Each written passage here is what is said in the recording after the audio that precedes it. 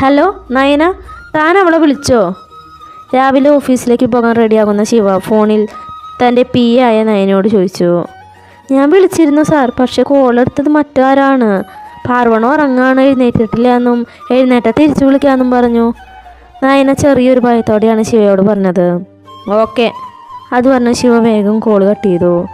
സമയം നോക്കുമ്പോൾ 11:30 കഴിഞ്ഞിരുന്നു. ഇത്രയും നേരമായിട്ട് ഇവള് ഉറക്കമുണർന്നില്ലേ? ശിവ വാച്ചിലേക്ക് നോക്കിക്കൊണ്ട് ചോദിച്ചു.